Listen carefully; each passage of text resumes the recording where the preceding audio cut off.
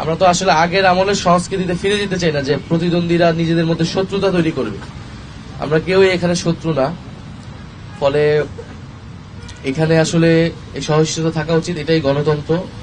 সবাই যার যার মত প্রকাশ করবে, জনগণ সিদ্ধান্ত নেবে 12ই ফেব্রুয়ারি। তো সেই সহিষ্ণুতাটুকু থাকা উচিত।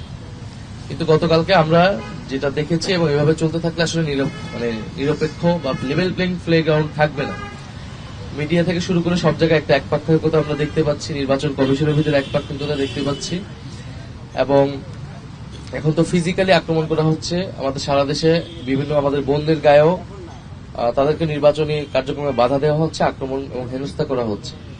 ফলে এই জায়গা থেকে তারা দ্রুত সরে আসবে, আর না হলে এমনিতে জনগণের মধ্যে তাদের অবস্থা নেতিবাচক, এটা কিন্তু আরো নেতিবাচক হবে। এবং কেউ যদি মনে করে এবারে নির্বাচন আসলে দখল করে গায়ের জোরে আসলে জিতে আসবে, এইটার কিন্তু কোনো সুযোগ থাকবে না। কারণ মানুষ এবার কিন্তু 5ই আগস্টের পরে, অভ্যুত্থানের পরে মানুষ অনেক বেশি সচেতন, এবং তরুণরা তারা কিন্তু একটা সুষ্ঠু নির্বাচন দেখতে চায়, দেশের রাজনীতির পরিবর্তন দেখতে চায়।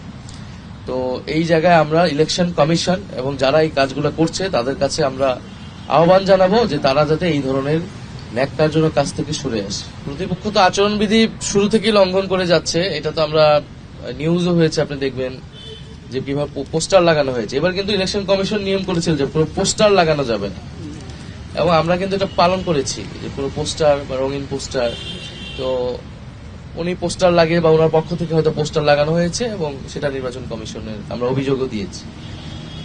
আমাদের বিভিন্ন জায়গায় কর্মী সমর্থকদের হামলা না, এটা হচ্ছে ভয়ভীতি দেখানো হচ্ছে, আতঙ্ক তৈরি করা হচ্ছে। এবং জানবেন যে আমাদের অফিসের পাশে কয়েকদিন আগে গুলি চালানো হয়েছে, এটা একটা আতঙ্কের পরিবেশ তৈরি করার চেষ্টা করা হয়েছে। ফলে এই ধরনের পরোক্ষ কিছু, প্রত্যক্ষ বাধা আসে নাই, কিন্তু পরোক্ষ বাধা আসলে আসতেছে, এবং প্রত্যক্ষ বাধা যদি আসে সেটা আমরা প্রতিহত করব, সেটা আমরা মোকাবেলা করব। এবং আমরা গতকালকে বলেছি যে আমরা আমাদের উপর যদি এভাবে আক্রমণ চলে এবং যদি প্রশাসন নীরব থাকে, তাহলে কিন্তু এখানে পাল্টা জবাব দেওয়া হবে। আমরা সেই ধরনের পরিস্থিতি চাই না, কিন্তু এই ধরনের পরিস্থিতিতে যাতে আমাদের